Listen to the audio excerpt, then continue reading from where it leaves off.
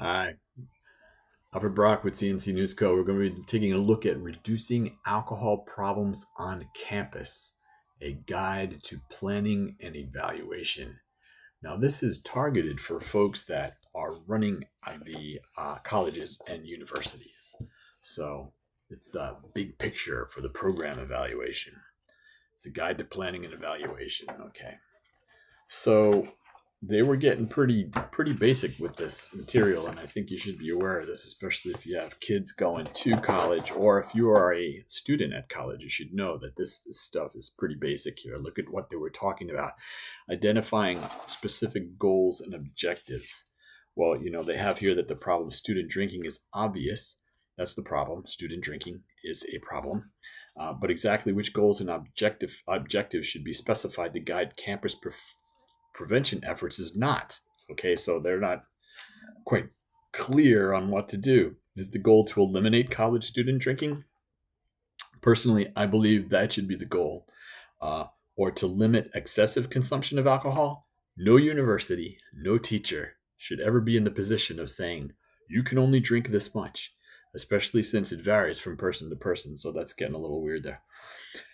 Eliminate alcohol related behavior problems. Now, that sounds like, okay, we're going to have the alcohol, but you can't have bad behavior with the alcohol. And that gets pretty weird, don't you think? Okay. And protect student drinkers from harm. Whoa. How about the people who don't drink? Because often, let's say someone's driving a car and they're smashed. They've got too much blood alcohol in there, too much alcohol in their blood. They have a crash. They're okay, but the person sitting next to them who didn't have any alcohol at all is severely injured or killed. So what do we do there? Well, somehow the student drinker was protected, but not the person doing that. Now, also, should the prevention effort focus on student drinking on campus, or should it also cover off-campus behavior? Now, this is important to keep in mind because many times bars and other entertainment venues that serve alcohol, that sell alcohol, dance halls, music places that sell alcohol, and they make a lot of money doing that, they open themselves up near universities. I knew a CEO at a major corporation who said that he made more money selling alcohol to teenagers and college students than he did when he became a CEO. That says a lot for the company that he works for, but it was a large company, but he was speaking the truth and speaking from the work that he was doing. So there's a lot of money in selling alcohol to kids, especially at colleges. The thing I wanted to bring out is that this is aimed at the people who are running the universities, right? They're doing all their work and everything, and suddenly alcohol pops up. Is it their responsibility? Well, the kids are there, the alcohol is there. What's going on around them? And we see now they're telling them to review research on college drinking interventions. The college is telling the maker of this catalog, this booklet from the United States government, is telling the colleges that you need to review research on college drinking interventions. And where does that information come from? College research. Okay. Anyway, and then outline how the intervention will work. And then they start talking about something called a logic model. And this goes on for like 10 pages. A logic model. Steps for, identify specific goals and objectives, reviewing evaluation research, outlining how the intervention will work, creating and executing a data collection plan, providing feedback to the intervention program. Does this sound like something that you want to pay for when you're sending your kid to college or university?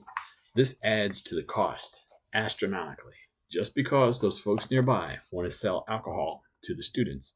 And students have been trained in the United States, alcohol is okay. It is not okay. It is not a rite of passage. It costs a lot of money, and it causes a lot of problems. So again, we have now page 8 pages later, review the research on college drinking interventions, and it tells them how to do that.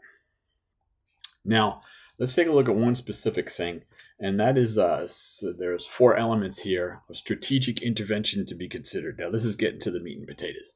Number 1, changing people's knowledge, attitudes, and behavioral intentions regarding alcohol consumption. If you're watching this, that's what you're doing.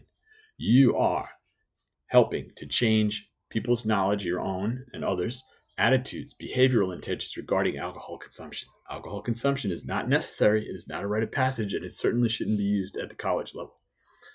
Number 2, eliminating or modifying environmental factors that contribute to the problem. From the ABC stores that most of the states in the United States monitor and control alcohol, they control it. Some of the states sell it. So what you're looking at there by eliminating or modifying environmental factors that contribute to the problem is that you're going to need to have the folks that are responsible for it stop doing it. And that includes also all the bars and the entertainment venues I was talking about near the university. Is there a way that they can get their not licenses revoked immediately, but they certainly shouldn't be allowed in that region, right? What is the zoning for the community in the college or university that your kids are going to? What is the zoning? Can they walk out from their library and walk down the block and go to a bar? Is that really necessary in a university town? No, it's not. Number 3, protecting students from the short-term consequences of alcohol consumption, which is health protection or harm reduction strategies. And the best one is don't drink at all, because you can't teach someone to drive drunk if they're drunk. You can't do it.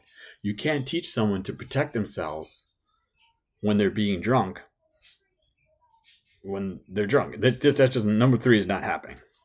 Number 4, intervening with and treating students who are addicted to alcohol or otherwise show evidence of problem drinking. And those can be discovered if they had problems at the place, violations and things like that. We're talking here about at the state and community level, the Alcohol Control Commission could increase the number of decoy or sting operations at local bars and restaurants. And again, if we have planning and we have zoning and those local bars and restaurants are not anywhere near the university where the kids can walk to or even easily drive to, you're going to reduce it. They don't belong there. They're there for a specific reason, and that's to take advantage of the extra money that the students have. If you don't believe me, go to one of the university towns that they call party towns and see how many places serve alcohol in that area that's close to where the students are. Then count how many clothing stores there are there, how many bookstores there are there, how many hardware stores there are there, and you're going to see the zone is completely filled up with these purveyors of alcohol, and the kids can get drugs at these places too. So let's see, at the community level, local police could implement a protocol for notifying college officials of all of the alcohol-related violations involving students. Don't you think that would be a good idea? I think that would be a good idea. Okay, at the college itself, the campus pub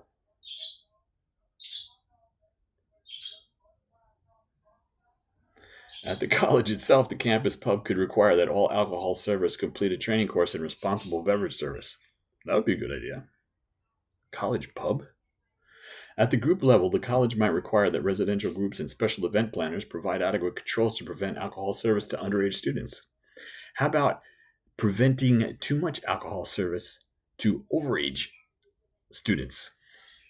And at the individual level, a media campaign could publicize these new policies, the stepped-up enforcement efforts, and the consequences of violating the law. And how many of these kids are going to be put off from violating the law if they're already violating the law? Got to get it away from the students and away from the universities. Let's go. So there are 5 strategic objectives that can be pursued at the institutional level. Offer and promote social, recreational, extracurricular, and public service options that do not include alcohol and other drugs. Yeah, that's a good idea. I like that one. Create a social, academic, and residential environment that supports health promoting norms, which of course includes not having alcohol and other drugs. Number 3, limit alcohol availability. I think we pretty much beat that one to death, right? We don't want any alcohol serving near the university or college. Going back to that college pub thing, the university pub, and maybe closing it down, or maybe we're not going to sell alcohol on campus. I like that one. Okay, and restrict marketing and promotion of alcoholic beverages. And then develop and enforce campus policies. All sound pretty tied up together one another. That's a lot of things for people to do, isn't it? But if you just start with the one of getting them out of there, that'll be going there.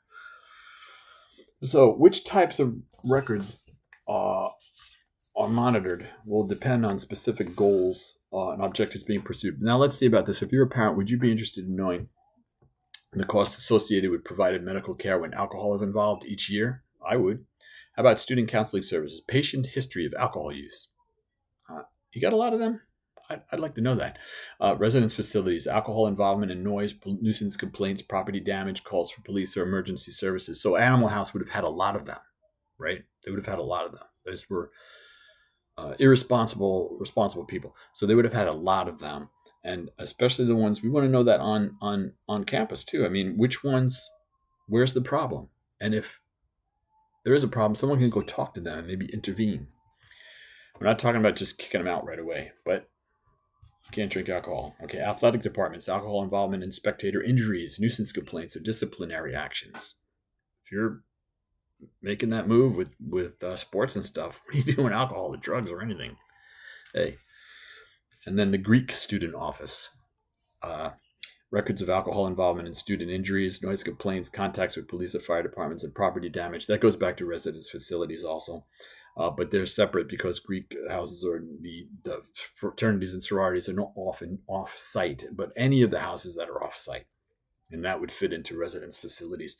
And then university discipline, alcohol involvement in charges heard in the disciplinary proceedings for school, people that work there, like the teachers and professors. So that's what we got there. There's a whole bunch of books and things you can learn. So this is from the National Institute on Alcohol Abuse and Alcoholism, and it's put up by the United States Department of Health and Human Services, and it's reducing alcohol problems on campus, a guide to planning and evaluation. This is just an introduction to this booklet. I hope you take a look at it. It's intended for people that work for and around universities, whether you own a bar or anything like that. You want to look at this. Maybe you want to move your bar. And all the professors and all the students also would find this of interest, what I just read to you from the Reducing Alcohol Problems on Campus, a guide to planning and evaluation. And it's from the Task Force of the National Advisory Council on Alcohol Abuse and Alcoholism, which alcohol abuse and alcoholism is a leading cause of death and dismemberment and mental disfigurement throughout the United States. And it just shouldn't be that way. It shouldn't be that way. Whoever thought it was fun or whatever to do the night before you go to take a test, not a good idea. Thank you very much. Have a great day.